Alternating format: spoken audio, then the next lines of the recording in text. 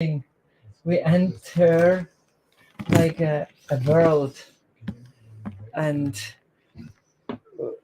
we marinate our whole being in kirtan and in katha and meditation and prayer for many hours, because a conditioned structure can easily survive an hour. This is called an hour lecture or something. But it cannot, it will melt after many, many hours. And then suddenly things, oh, it becomes real. There is a taste, just centering all attention about kirtan, kirti, glorification. This is so wonderful. And there is a great obstacle in spiritual life. It's called anthropomorphism. It's called projecting ideas from this world to there. And this is so boring. This means I make myself like God, because I make myself to the absolute. So suddenly when we look around, even in spiritual traditions, we start to shake and feel threatened how far this anthropomorphism is actually going. Because in many spiritual traditions, when we hear about God, we hear about He is almighty and He's all-knowing. And this is called projection. Why? Because we are living in a world of constant danger, and there is threat at any step. That's why the value of power is important. Imagine if you would live in a world of divine eternal love. Would the value of power be of any substance? It's completely unimportant. It would be just like if we would go to buy something in Locarno with Indian rupees. And they would say, no, this currency has no value here. So in a world full of love, an eternal world, the idea of power, almightiness is completely obsolete. It's unimportant. But when we look at the spiritual traditions, mostly it's focused, He's almighty. That's why I have to surrender. But now we spoke something quite different. We enter not just from here to there, but we enter the devotion of a divine revelation to hear about a world where power is insignificant. Krishna is not powerful. He is even losing before the most weak, coward boyfriends in battle or in wrestling. He is not the powerful there anymore. And all-knowing. This is important in a world that is insecure. We don't know what is happening the next moment.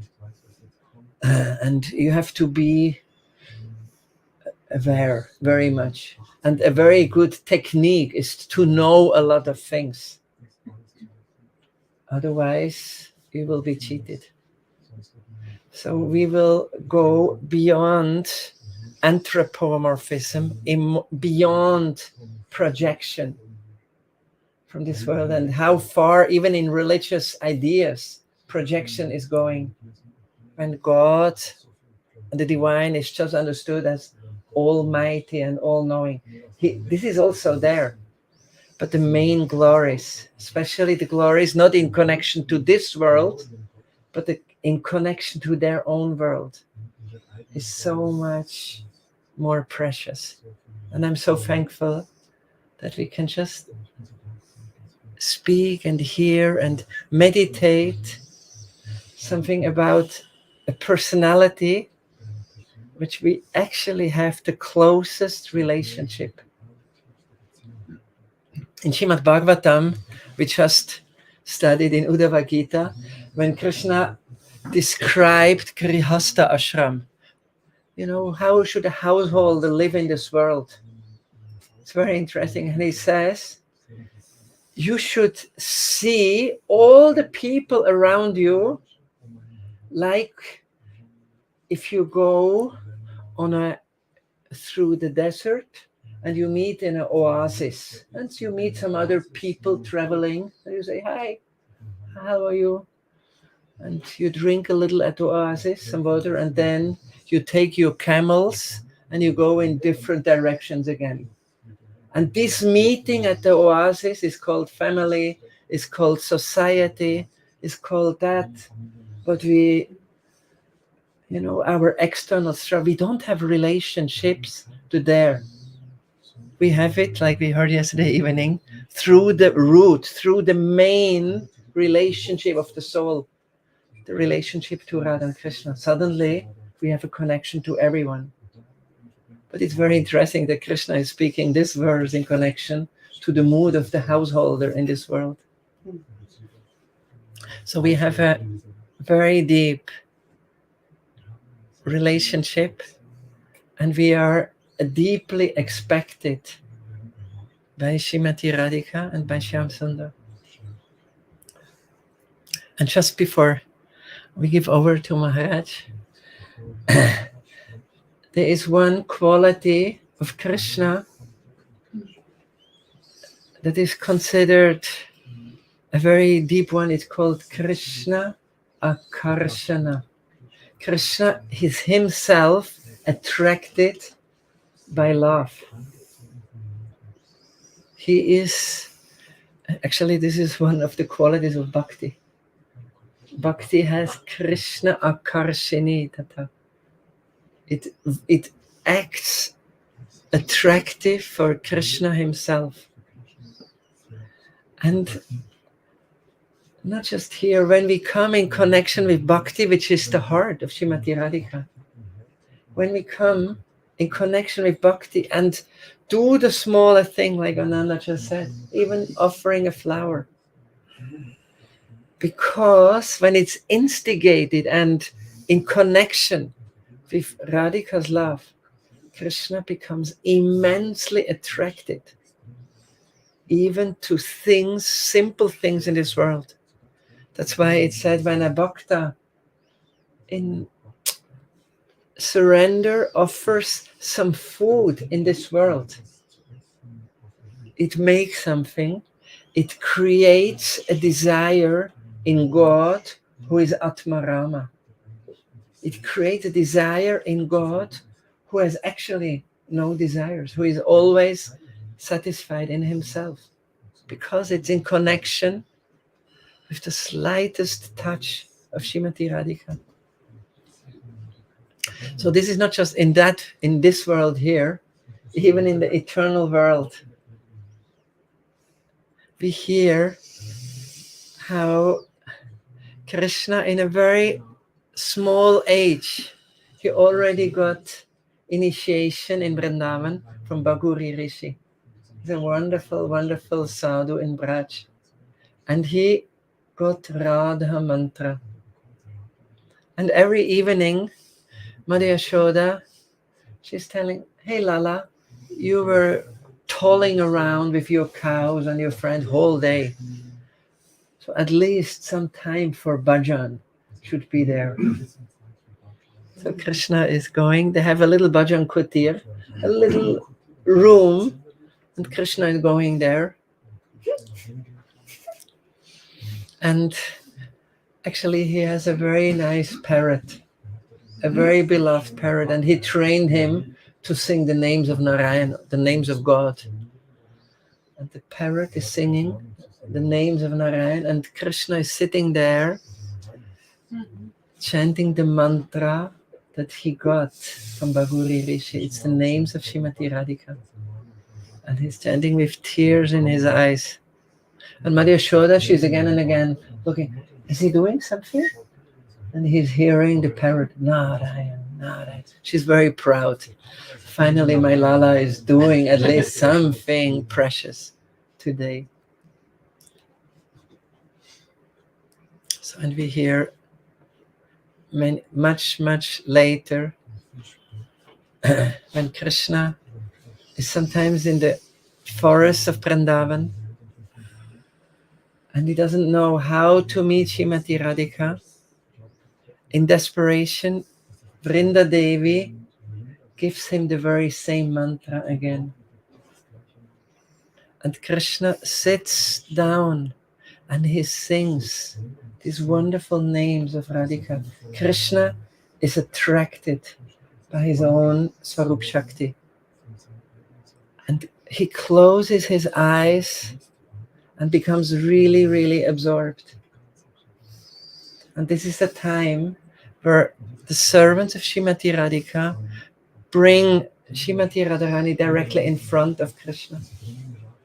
And after some time, they touch Krishna very softly and tell him, "Oh Shyam Sundar, you attained mantra siddhi, the perfection of your mantra."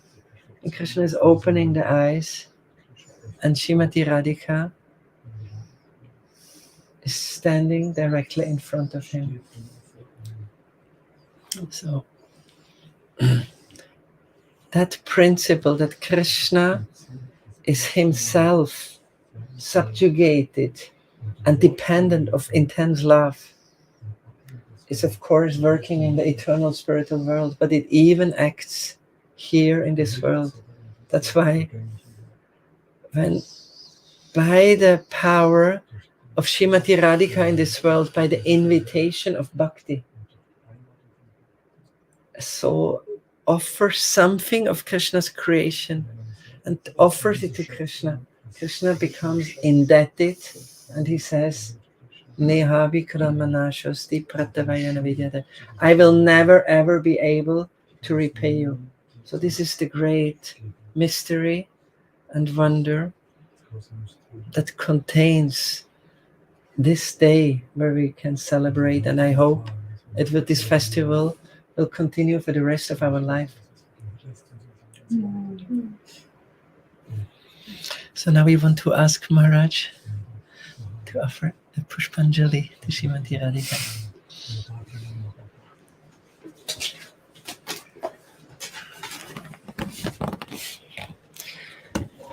Shriman Krishna Chandra Prabhu ki jai.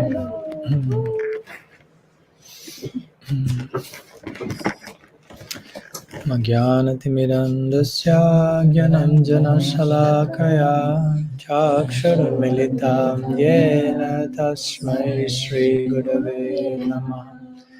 Namashristam Manumapi Satchiputram Matra Sarupam Rupam Tasya Grajamuro Purim Maturim Gostavatim Radha Kundam Vidipuram Maho Radhika Madhavasam Prapto Yasya Pratitha Gripaya Shri Gurum Tam Natasmi Vancha Kalpatarubhyascha Kripa Sindhubhya eva cha Patitanam Pavanebhyo Vaishnavebhyo Namo Nikhila Shruti Moli Ratnamaladiti Nirajita Padapankajanta Aji Mukta Kulairupasyamanam Paritashtam Harinam Samsrayami Anarepita Charim Chirad Karunaya Vatirna Kalu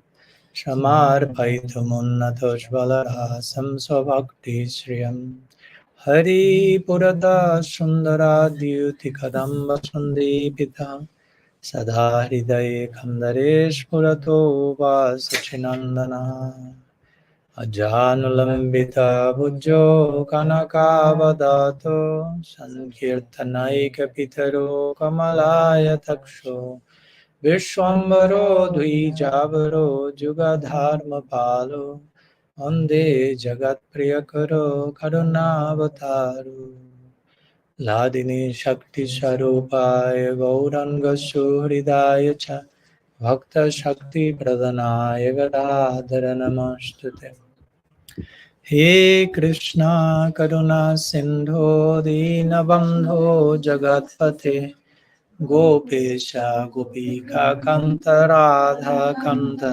Namastute Radhe Vrindavanadishe Karunamrita Vahine Kripaya Nijabhadabja Dasyan Mahyam Pradiyatam Makeshwari, Kriyeshwari, Swadeshwari, Sureshwari, Triveda Bharateshwari, Pramana Sasaneshwari, Rameshwari, Kshameshwari, Pramodakananeshwari, Vrajeshwari, Vrajadipe, Sri Radhike Namaste.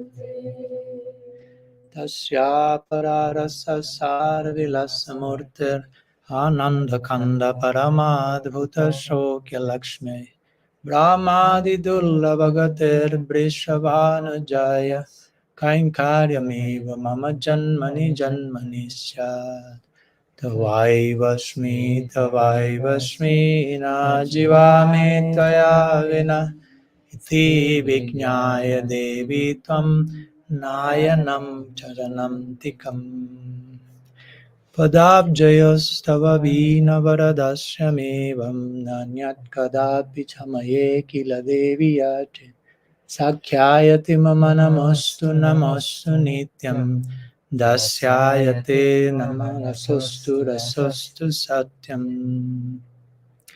Bhajami Radham Aravindanetram Smarami Radham Madhurasmitasyam Badami Radham Karunarbarardram Tato Mamanyasti Gatirnakapi Bhaktya vihinaya paradhalakshaya Kshiptaschakamaditarangamaddhe Kripa maitvam sharanam prapanam Vinde namaste sharanarvindam Vrinde namaste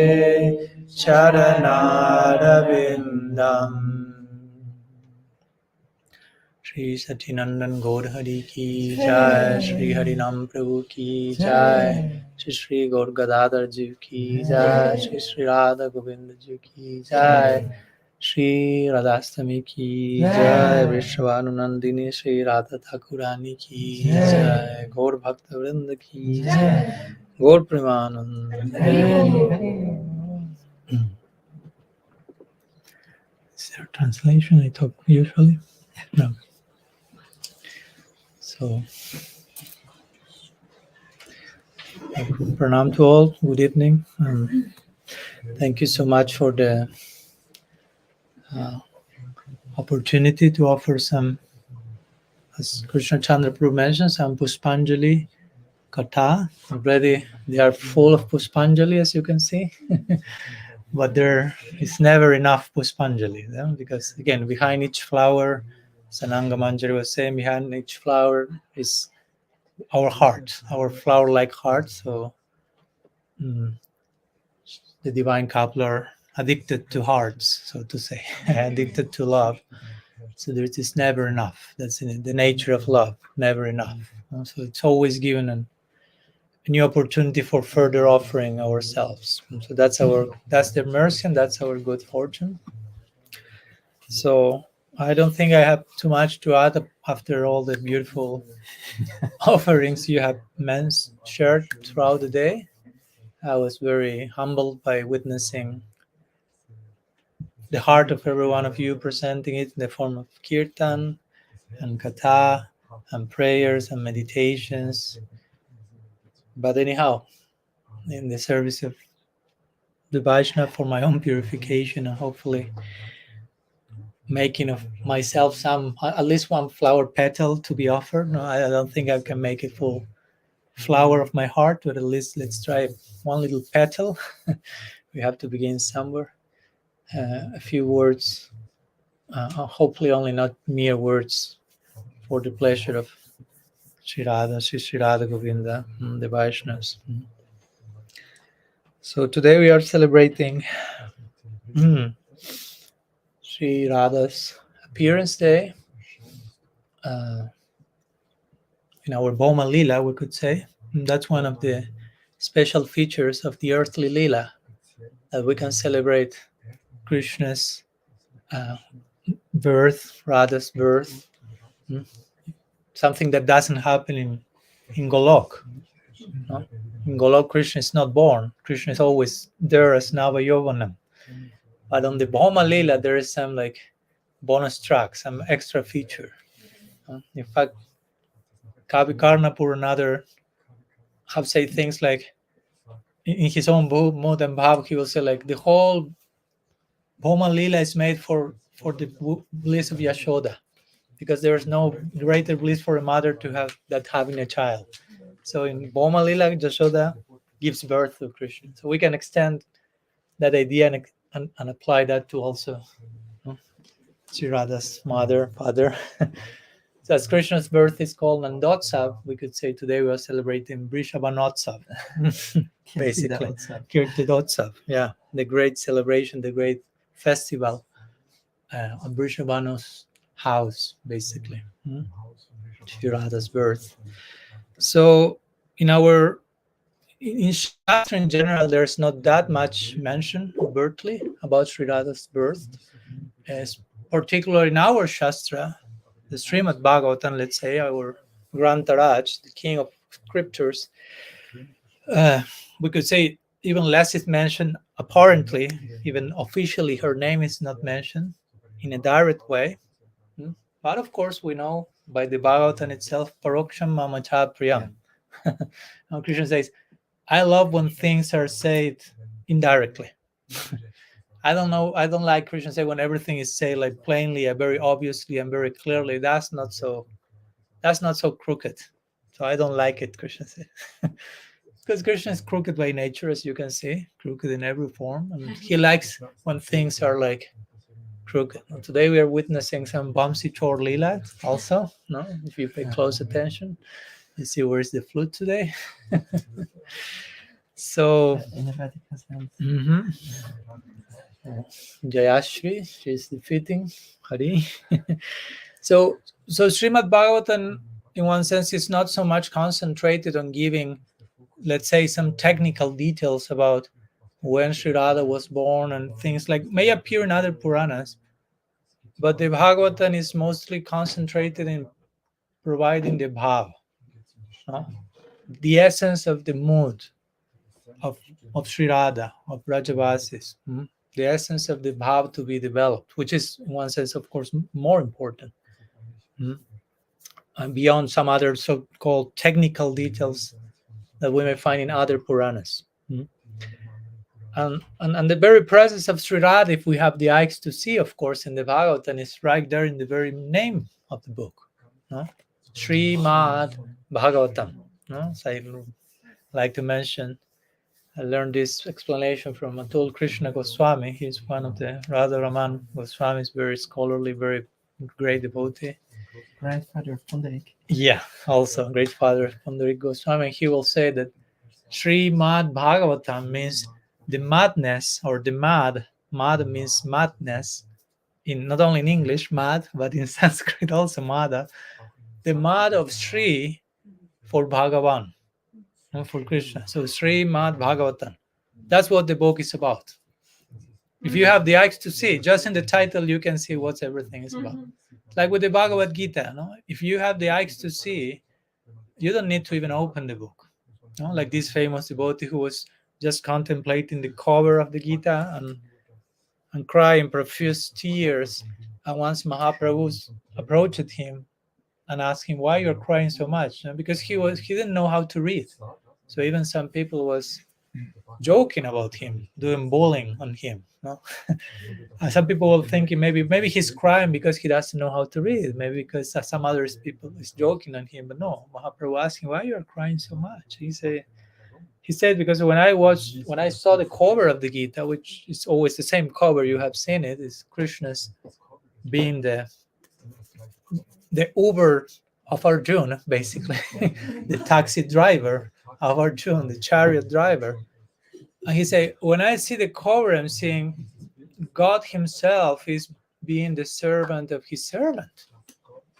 So Bhagavan, the Absolute, is so much conquered by love that he's engaging in menial service to his servant. And I see that and I cannot contain my tears. So Mahaprabhu said, you don't need to open the Bhagavad Gita. You already got the essence of the Bhagavad Gita by just looking at the cover. So similarly, if we have the eyes to see, we will just reach Srimad Bhagavatam and we know what the book is about.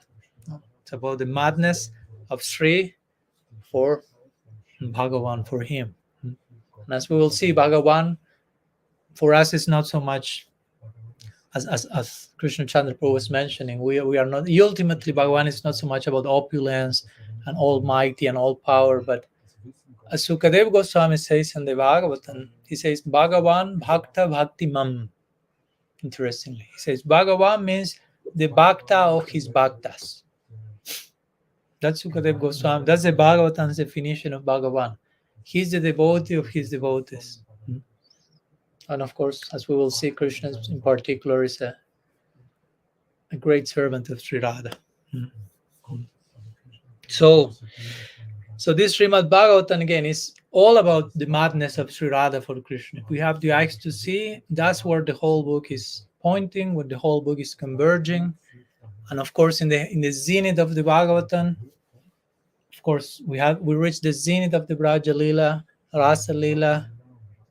After Gopi Gita, Krishna, as Krishna Chandra mentioned, Krishna appears and acknowledges I'm an eternal debtor here. Napariham nirabadya sanjayan swasadu krityam vibudaya saviva, and so on. So he's saying, I cannot repay your love for me. In the Gita, I say, as you serve me, I reciprocate. In the Bhagavatam, Krishna is contradicting the Gita. Bhagavatam is another level. Krishna is saying, I cannot repay back. So let your love be your own reward. And that reward is not only for you. I want that reward also. I want to taste that reward. So in one sense, in this zenith of the Bhagavatam, another Bhagavatam appears, Chaitanya Bhagavat. And the Gaur Lila explodes in the zenith of Krishna Lila. So in that connection, I'd like to share a few words about Mahaprabhu. Sometimes in Kirtan, you have this section called Gaur Chandrika, where sometimes Kirtaniyas glorify Mahaprabhu before going to Krishna. And as Ananga Manjari also was quoting Sri Bhaktivalabha Tirtha Maharaj about first go to Mahaprabhu and naturally you will end up there. A few words regarding Sriman Mahaprabhu.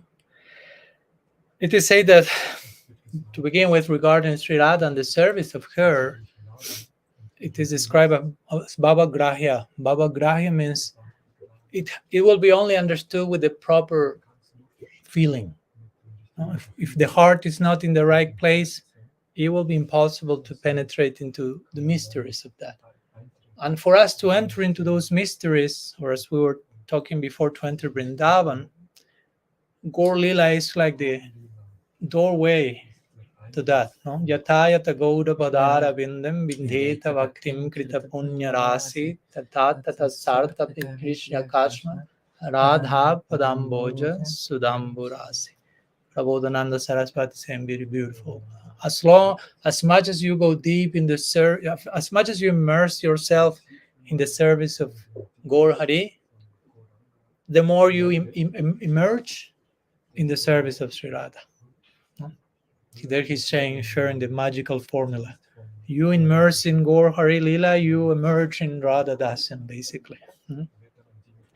Because why? Because Gaur Hari is Krishna himself showing the glories of Radha's love, showing the way to her heart, by he himself entering into her heart as Gaur Krishna.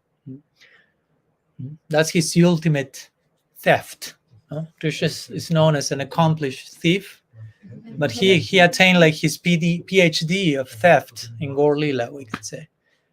As a child, he was known for stealing butter.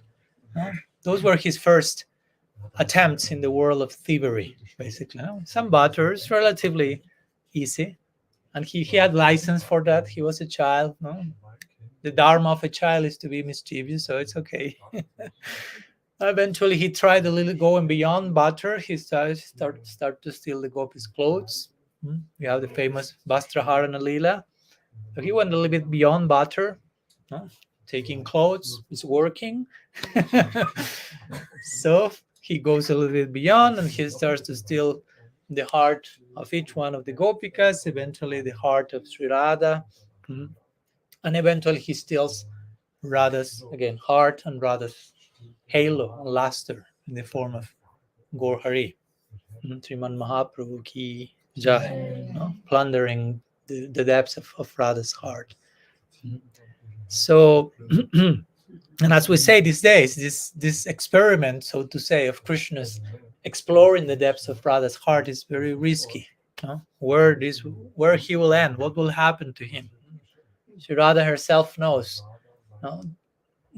And in this way, she blesses Krishna, so to say, too, and embraces him and gives him Radha Besh, to make a play of words, and Radha Abesh. So Radha Besh means like Radha duty, the external color that Mahaprabhu adopts. And Radha Abesh means internal absorption. So Radha provides to Sri Krishna both Radha Besh, Radha Abesh. External luster, internal bhav. And of course, there are many, many loving devotees in Braj. But again, Krishna is very eager to fathom the greatness of Sri Radha's heart.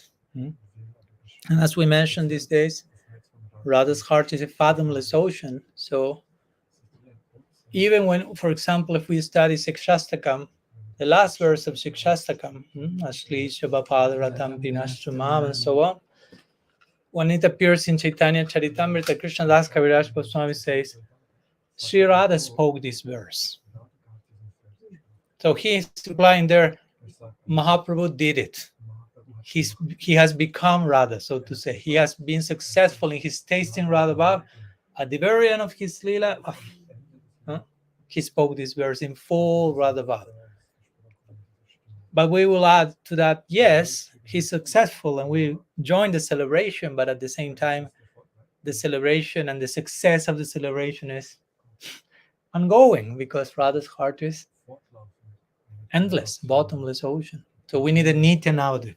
Again, that's the best theological explanation why there has to be a Nityanavadip. Because Krishna is drowning in the depths of that ocean of Radha Bhav, and he finds no end to the depths of that. So that's an important point to make in relation to how Krishna chooses. What's Krishna's Puspanjali to Sri Radha? Gaur Hari, basically. Mahaprabhu is the best way in which Krishna is singing the glories of Sri Radha by dedicating perpetually as Gaur Hari to explore the depths of her heart. So a little some more introductory words in connection to Sri Gaur Hari. In connection to Sri Radha, and before going to the zenith of Bhava, so to say, a few words on Tattva to prepare the ground. And as already some of you mentioned today, in more technical terms, Krishna will be Shakti Mam and Sri Radha will be Shakti. Krishna is the energetic source, Sri Radha is the energy. The Absolute has energies. Parasya Shaktir Vividhaiva Shriyate, said in the Svetashvatara Upanishad. The Absolute has Shakti, has potency. Three main ones, but Sri Radha is the source of all Shakti, we could say. Every Shakti and she's specifically Antaranga Shakti, or Krishna's internal energy. And it is described in the scriptures that each one of these personified energies have their own will. As we are Tatastha Shakti and we have our will, she's the very personification of Swarup Shakti. So she's not just an abstract energy. Remember, going back to the idea, not a concept, not an abstraction, a theory, but it's a very embodied, personified, personal entity. So, and being Swarup Shakti personified, she only exists for the full pleasure of Shaktiman. Knowing which is the thing that will give Hari most pleasure. And that's basically the disposition of Sri Radha. We spoke the other day. Anukul. Her mood is Anukul. Anukul means whatever is favorable for Krishna at that precise moment, she's ready to adapt and provide that. Whether that takes, if Bhagavan appears as Ramachandra, she appears as Sita. If Bhagavan appears as Narayan, she appears as Lakshmi. Even in other forms of her beloved, she's willing to adapt in all these different forms just to provide the necessary mood of service. And as you mentioned, Shakti Matura Veda, it is saying in Shastra, between the energy and the energetic source, in one sense, there is no difference. The two of them are one. And we will say more specifically, they are one, not in an impersonal sense, but Radha and Krishna are inseparable. They cannot live without one another. In that sense, they are abed, non-difference. They belong to one another in the deepest sense of the term. When we say parakia, the word parakia means belonging to someone else. I will always say parakia bhav. You will never say parakia tattva. Because in tattva, Radha and Krishna belong to one another. In bhav, it feels like Sri Radha belongs to someone else. And that creates the whole parakia dynamics, which increases, of course, the loving interaction. But in tattva, they eternally belong to one another. And Sri Radha's mood is, as the famous verse in Chaitanya Charitamrita, Krishna Maya, Krishna Yara Vittarita, for Krishna Maya, she's full of Krishna. So whatever she puts her eye, Janha Netra Podita, Krishna. Whenever she puts her eye, she's seeing Krishna. Krishna here, Krishna there, Krishna here, Krishna there. Inside her, Krishna. Outside her, Krishna. And that's why her clothes are generally lambar, Krishna's color. And that's why Krishna's clothes are pitambara, Radha's color. For her, everything is Krishna. She's a fanatical of Krishna. She's fanatic, but in a proper way.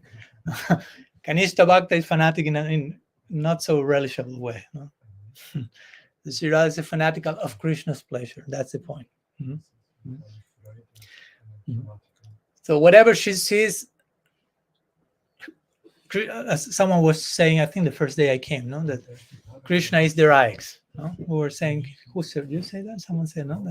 And our eyes have been taken from us, and so on. I'm cursing Brahma, and so on. Sometimes they say that the gopis use this kajal. How do you translate in eyeliner? And basically, the eyeliner, the kajal, is of the color of Sham Sundar, which basically implies those are what their eyes are about. Just Sham Sundar, Sham Sundar, Sham Sundar. Nothing else. And Sri Radha is that. Sri Radha, not only all her senses are for him, but all of Krishna's senses find, we could say, shelter in Sri Radha.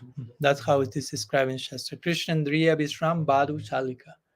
She's the resting place of Krishna's senses. Krishna has very demanding senses, so it requires a very fitting vessel for him to offer them basically on a daily basis.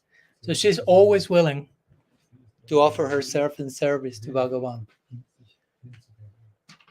One name that Sri Radha receives among many of them, many thousand of them, is Sumukhi. So Sumukhi means she who has a beautiful face. But some of our acharyas have explained that Sumukhi is an abbreviation of another word which is sevonmukhi, which is she whose face is sweet because she's always inclined towards seva. Sevonmukhehi jiva dosvayameva spuratida. So her face is always shining, smiling, beautiful. Why? Because her seva unmukh. She's very inclined towards seva, therefore her face is shining.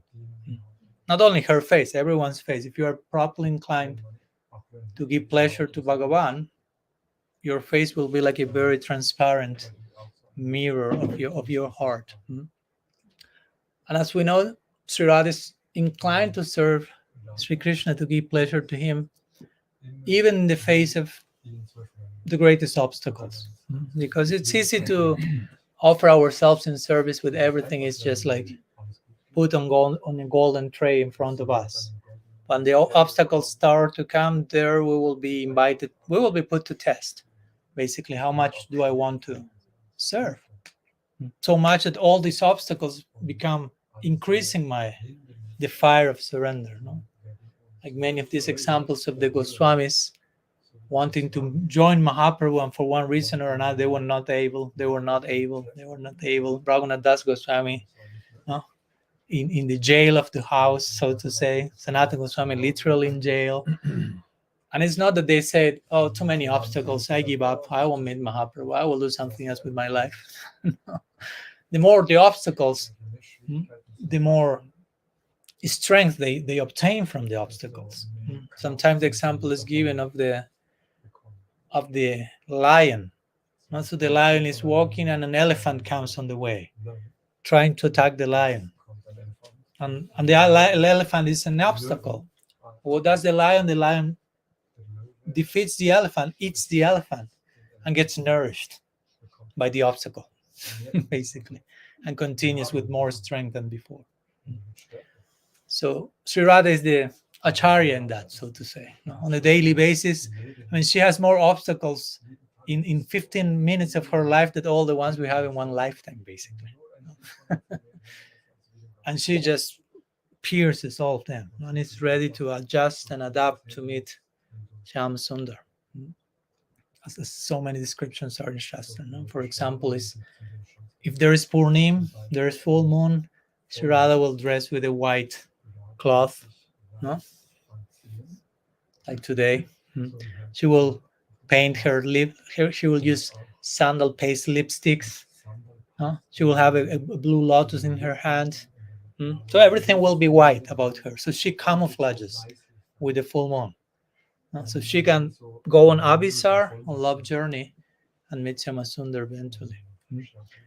Of course, it is also mentioned that in her Abhisar is like love journey, she will become so anxious of meeting him finally, that in the context of running, although she put all those clothes to camouflage herself, eventually all those clothes will feel to her like thousands of kilograms of weight that is not allowing her to run more swiftly and meet her. So she starts to take off the bangles and throw them. She feels my own breasts are a big weight. I would like to get rid of them so I can run more quickly and meet him as soon as possible, and so on and so forth, basically. So again, so many obstacles, and those obstacles sometimes it's night, it's full moon night, but still it's night. But it is said that the flame in her heart, the flame of Cupid in her heart is showing light into her path. Even if there are many other things, I won't enter into those details, but there are beautiful descriptions that how Sri Radha sometimes, even at her house, trains on the daily basis, and trains with snakes, and trains with glass on the floor, and walking with mud, and being expert to walk on mud. So because she will face all those things when at night she's going to meet with Shyam Sundar. But for her, all these are her greatest ecstasy. Again, it may sound externally, that sounds like masochism, as we talked the other day. Externally, it sounds like very strange. But when we are educated to understand this, we understand that's the highest ecstasy there. And of course, again, Krishna cannot help but be absorbed in her by the way she's behaving.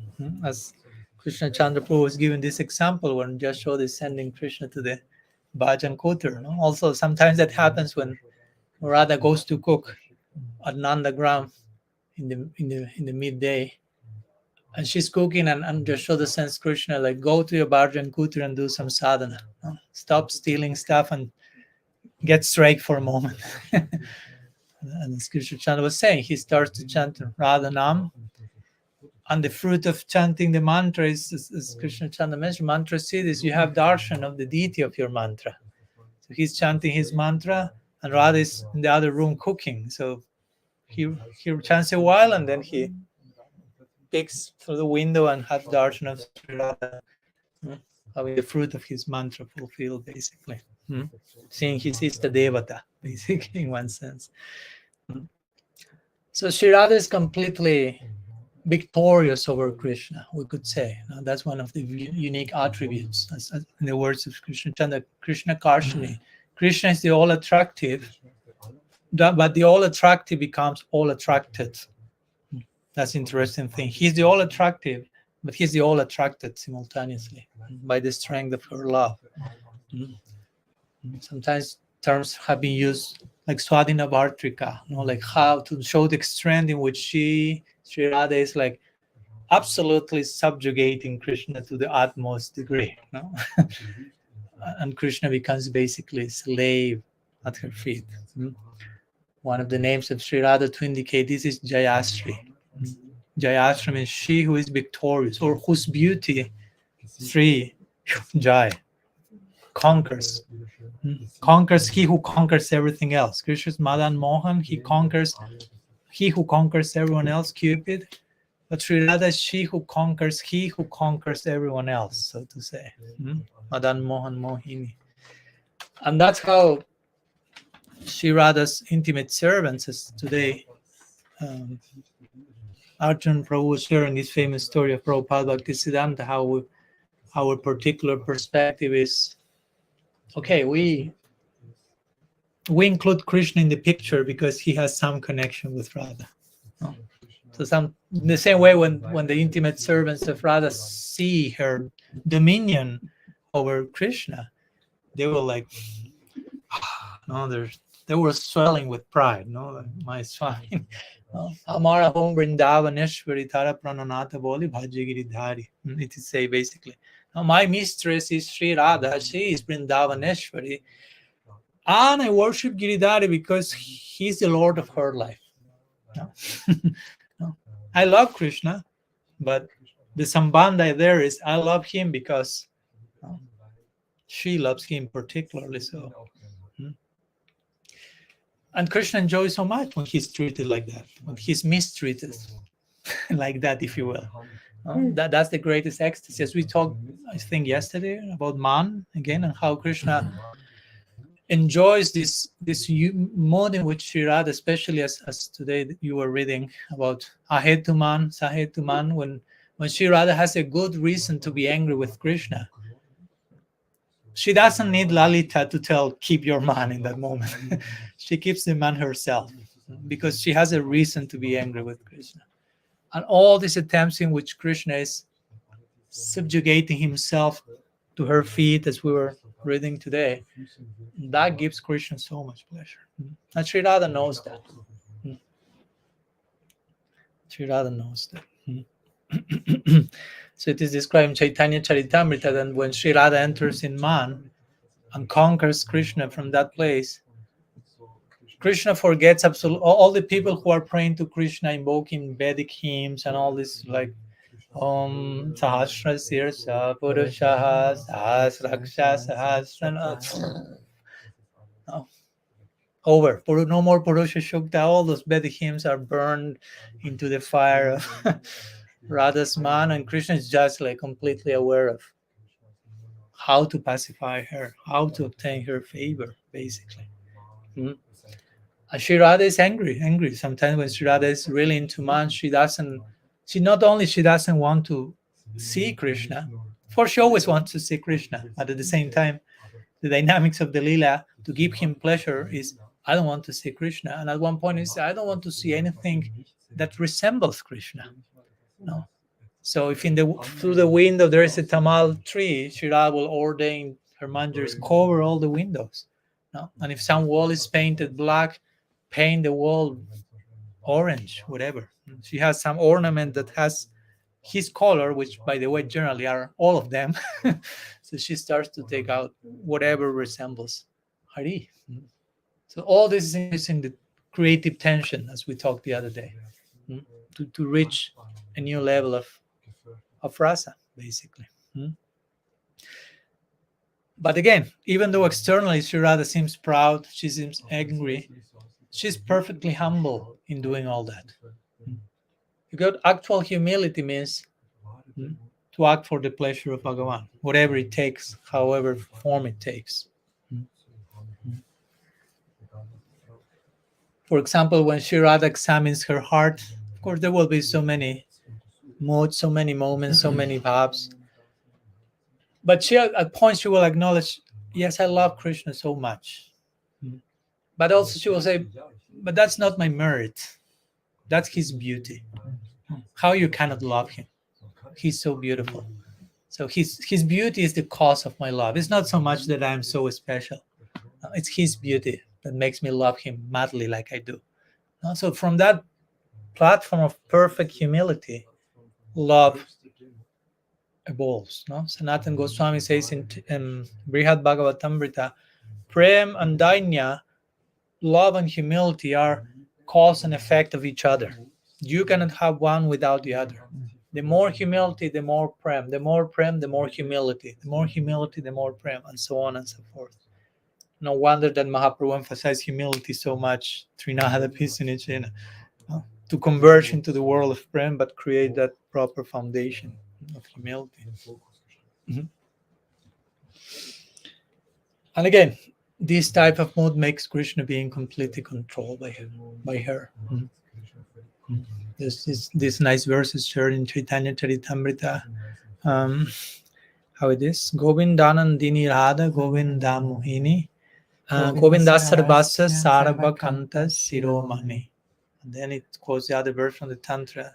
Devi Krishna Mai Prokta Dika Paradevata Sarva Lakshmi Mai Sarva Kanti Sammohini Para. So these two verses, very beautiful ones, are all these different names of Sri Radha. And most of them speak about how she conquers Krishna. She's Sammohini, the supremely enchantress. Is that the word? Enchantress. No, she's Govinda Nandini, she who gives Ananda to Krishna. She's Govinda Mohini, she who captures, conquers Hari. She's Govinda Sarvasva. She's the all-in-all for Krishna. At this point, Krishna Das Kaviraj doesn't know what else to say. I mean, the all-in-all for him. She's Sarva Kanta Shiromani. She's the crest jewel of all lovers, and so on and so forth. So Sri Radha's prem is so big that sometimes our acharyas will say that in front of that prem, Krishna becomes like Vamandev.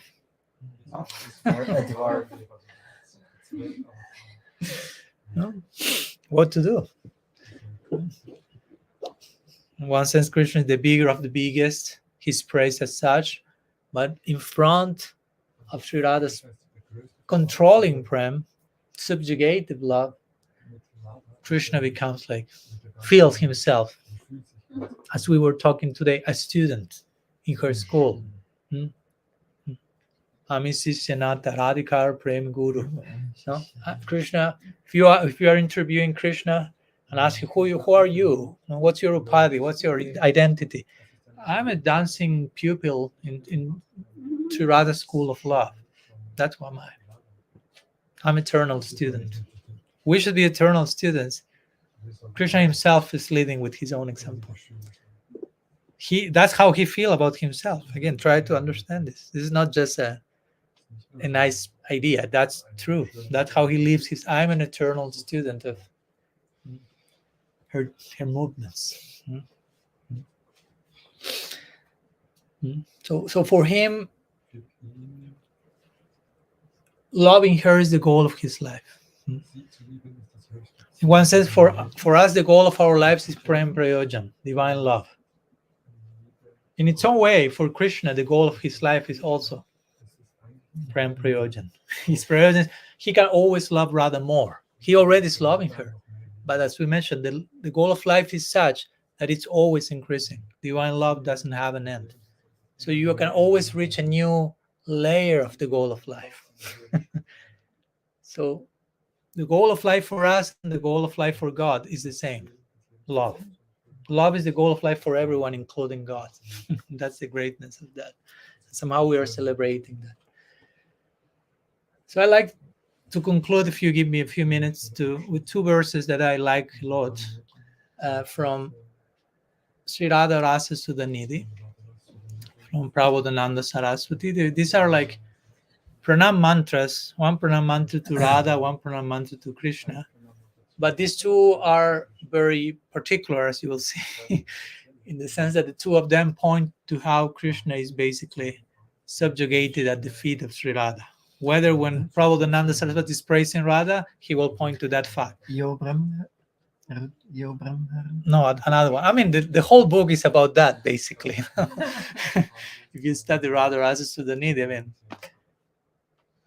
the author is partial towards Sri Radha. You can see it from the first letter of the first word of the first verse. So let's start with the pranam mantra to Krishna. Sorry that I don't have, like, yes, last year we had all the mantras written. I didn't do my homework this time. This is verse 201 for those who then will like to go deeper into that. So this is a pranam to Sri Krishna. It says, Rasa Gana Mohana Murtim Vichitra Keli Mahotsavola Radha Charana Biloditam Ruchirasti Khandam Harim Bande. To Harim Bande, I offer Bandanam, I offer pranam to Hari. No? So it starts pranam for Krishna, but who is Krishna? Through the lens of Prabodhananda Saraswati. Of course, he is Rasa Gana Mohana Murtim. He's a very charming form of Rasa Gana, a very condensed, thick rasa. He's not only rasa, he's very condensed form of, but which is that Krishna who is the very form of condensed rasa? Then he says, Vichitra Keli Mahotsavalitam. That he's enjoying a festival of beautiful pastimes. And then he says, Radha Charana Biloditam. Ruchirasi Khandam Harim Bande. He wears a very beautiful peacock feather, and that peacock feather is rolling at the feet of Sri Radha. No? In other words, it's depicting how Krishna is at her feet, as we were reading before, and rolling at her feet in ecstasy. That's Rasa Gana Mohanamur. That's the God we worship. That's the Krishna we worship. Because there are many Krishnas. Not only Krishna in Dwarka, Krishna in Mathura. There are many Krishnas in Vrindavan. There are different sections in Vrindavan. You have the Antar Mandal and the Bahir Mandal, inner circle, outer circle, Krishna in connection to different devotees. But the Krishna Gaudiya Vaishnava worship is that who is rolling at the feet of Sri Radha, who is defeated in the battle of love, so to say. Which verse is it from? 201. So this is the God we worship. That's the most attractive Krishna form, Rasa Gana Mohana Murtim. When Krishna's head is being inclined and touching the feet of Radha, when God inclines at the feet of love personified, that's the Krishna we worship specifically. We worship a God who inclines, who bows down to love. This is the same idea found in Gita Govindam. Dehi pada palavam udara. You may know this story. I will briefly mention it from its author, Jayadev Goswami. He was composing Gita Govinda, and as you know, this line came to him like divine inspiration. Dehi pada palavam udara, which basically means Krishna is putting his head at the feet of Sri Radha.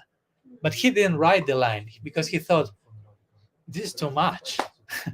Gita Govinda came many, many years before all our Rasa Shastras were written. And at that time, nobody was saying such audacious things. So the idea came to Jayadev's mind. Krishna is falling at the feet of Radha, and he say, no, I cannot ride this. I think I need a break and go for a walk because some strange ideas are coming to my mind. So he went for a walk or whatever. And when he returns, he sees, there are different versions of the story, but the point is he returns and he sees his wife having lunch. And in their dynamic tradition, the wife was always serving him lunch and then having her lunch. So he returns and says, why you didn't wait for me for lunch? No. And she says, what are you talking about? You already had lunch like half an hour ago. I said, no, I went for a walk for the last 2 hours. I said, no, you came an hour ago. I served you lunch, and now I'm having lunch myself. So Jayadeva's like, what's going on? So he says, on the side, he had closed the palm leaves he was writing, and they were kind of open. And he went there and saw Dehi Pada Palavamudara. So Krishna came disguised as Jayadev Goswami, had lunch. Also, he was hungry. The main mission was he came to write the line himself to say to Jayadev, that's true. The idea that came was divine inspiration, was not your mental dysfunction. He was so after that, this line was included in Gita Govinda, Dehi Pada Palavamudara, which is Krishna bows down. His favorite place of residence is there at those feet. And that form in this verse of Radha Rasa Sudanit is Rasa Ghana Mohana Murti. Condensed rasa. Taittiriya Upanishad say Rasa Vaisaha. The absolute is rasa. But the Kodis will turn that statement. I will say, the absolute is rasa, but Krishna, the feet of Radha, is rasa condensed. Rasa 2.0, as they say nowadays. No? The very form of condensed rasa. Rasaraj, Krishna's Rasaraj. There is his fully Rasaraj at her feet. And there is this famous lila in this connection. You may know it, but it's very beautiful. Before going to the last verse, which is the pranam mantra to Sri Radha. And this beautiful lila in which Sri Radha is in man with Krishna, one of the many situations. She's angry with Krishna with good reason. So Krishna is at her feet and trying to appease her, trying to pacify her man. It is not working. As he has his peacock feather. He inclines his head on her feet, which has lac, the red. I don't know. Yeah, how do you say that in German? Okay. So anyhow, the point is that Krishna is at that situation. Her head is marked with the red lac. Sri Radha is still in a difficult mood. So some of the manjaris are there, and they get inspiration to give siksha to Krishna, what you can do to appease her. So they pass him like in a clandestine way, like some paintbrush and some red lac, and they share some secret. So they tell him, why don't you decorate our Swami's feet? Why don't you draw some design there? We feel that's the entry point, to break her man. So Krishna takes the paintbrush, you say, and puts some lac on, points to Sri Radha's feet, the most sacred of the sacred, and starts to try to do something, but it's too much for him. With tears rolling off his eyes, his heart starts to tremble. So some of the manjaris will come and say, you don't know how to do it, give me to me. So they start to give Krishna art lessons, although Krishna is known as Kalanidhi, which means he's an ocean of artistic delight. But at Radha's feet, again, he's a junior. He's Kanishta, he's beginner in connection to, and the manjaris have to school him about arts. So anyhow, eventually he learns the lesson and he continues. He starts to draw some design. He starts to appreciate the fortune of that foot lac, the good luck of the foot lac. No, the luck. I'm making a play of words in English here. So he's thinking, oh, no, this foot luck is so fortunate. I mean, I would like to be that foot luck. I would like to eternally reside at Radha's feet. Hmm? But I cannot do that for practical reasons. I have to do so many other things on a daily basis. But I would like to reside there. So Krishna then has a moment of Aishwarya. Yeah. So Aishwarya has some purpose in the Madhurya Lila, so you can see, his omniscience is assisting the intimacy. Oh, it is said that me and my name are non-different. No? That's why Krishna Chandra Prabhu say, Abhina Tvam Namanami no. Nam Chintamani Krishna, this famous line we say, between Nam and Nami, the name and the named, Abhina Tvam, there is no difference. So Krishna reminds, everyone says that I'm not different from my name. So my name, or in other words, me in the form of my name, can stay in Sri Radha's feet forever. So I will write my name in her feet. So Krishna starts to write his name on the sides of Sri Radha's feet, and he becomes like overwhelmed by the beauty of his own name on her feet, and he said, "Wow, my name is more fortunate than me." This is another way to glorify Sri Nam. Even in Krishna's own consideration, he will say, "Yeah, my name is completely more fortunate than me." Like Rupa Goswami will say, the name and the name are non-different, but if you want to establish some difference, because we love to establish differences, he will say, then the name is more merciful than the named, that Krishna. And Krishna will agree. Regarding on the basis of this lila. Yeah, my name is way above me, he will say. And this is another way to take further shelter in Sri Nam Prabhu, basically. Offer that chanting at the feet of Sri Radha. So a few words regarding this first verse, which is a pranam mantra to Krishna. But we see how, in the context of offering pranam to Krishna, Radha's glories are presented. And just a few more words before concluding with the other verse, which is verse 13 of Radha Rasa Sudhanidhi. And this is a pranam to Sri Radha directly, but in a very similar mode. So it says, Vrindavaneshwari Tavaiva Padara Vindam Primamritaika Makaranda Rasogha Purnam Hridyarpitam Madhupater Smarathapamogram Nirbhapayat Paramasitalam Asrayami. So here, Vrindavaneshwari, Sri Prabodhananda Prabhu addresses Sri Radha as the Queen of Vrindavan. You are Vrindavaneshwari. And he refers to Krishna Madhupati, which means the Lord of honey, literally. It's another way to describe Krishna as how drunk he becomes in tasting nectar, basically, like a bumblebee. Brahmar Gita has a lot to say about that. So this verse says that, O Vrindavaneshwari, when Madhupati is holding your most cooling lotus feet, remember, we are in that situation with the previous verse. He's there. And those feet of yours are filled with the honey, so to say, of nectarian love. He's Madhupati, he's a bumblebee, and your feet are the source of all honey, the source of all nectar. He's holding those refreshing feet. When he's doing that, his heart, in his heart, he extinguishes the terrible forest fire of desire.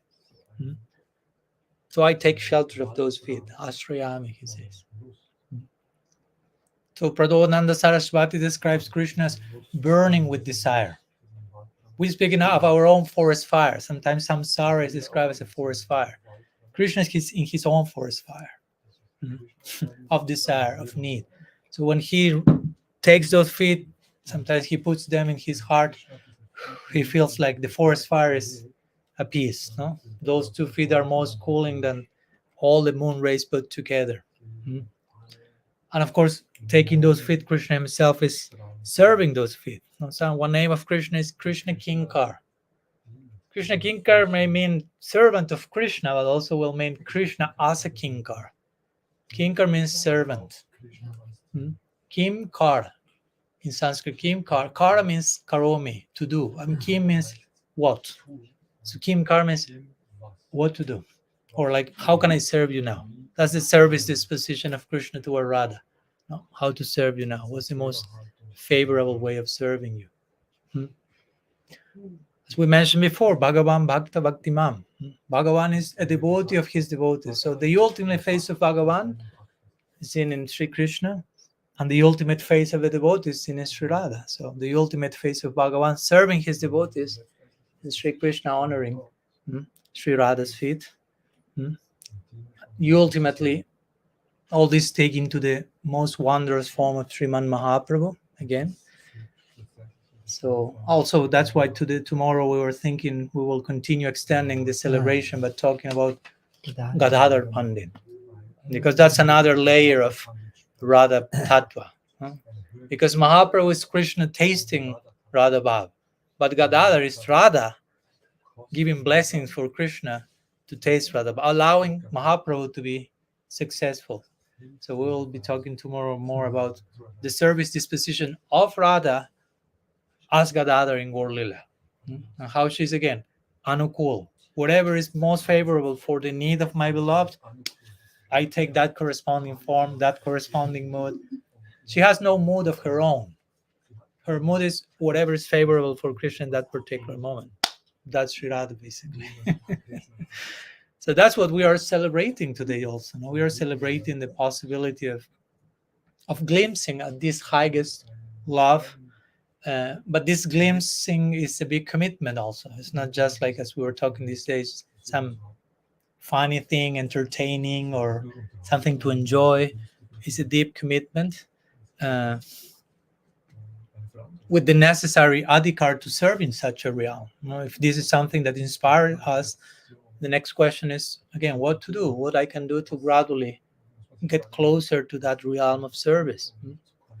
And that's very intense. Like Bhaktivinoda Thakur sings in his Gita Mala, he will say, Jugala Milan Sukher Karana Jivai Chaditi Pari. For uniting Radha and Krishna, I'm prepared to give up my life. For he will never do that, but he's willing to do that. Because why? Because as we say the other, in separation, they are about to give up their lives. Even Shatamari, I will give up hundreds of lives. Exactly. Not even one time is enough. No? Hundreds and hundreds. If that will allow them to get together, I'm willing to do that. And of course, that willingness to die is the highest form of aliveness, so to say. The more you are willing to die in that service disposition, the more living you will be. The more we will be able to offer something living, something profound. So anyhow, a day like today, we pray to receive some mercy in the form of adhikara to get closer to in this direction of commitment in seva, in relation to the Vaishnava, to Sri Guru, Gaur Hari, Sri Radha Govinda, Sachinandan Gaur Hari ki jai, Shri Hari Nam Prabhu ki jai, Shri Sri Radha Govinda ji ki jai, Sri Radhastami ki jai, Gaur Premanandari. Panchakalpataru Vishya Kripa Sindhubhya Eva Cha Patitanam Pavanebhyo Vaishnavebhyo Namo. Thank you. Thank you.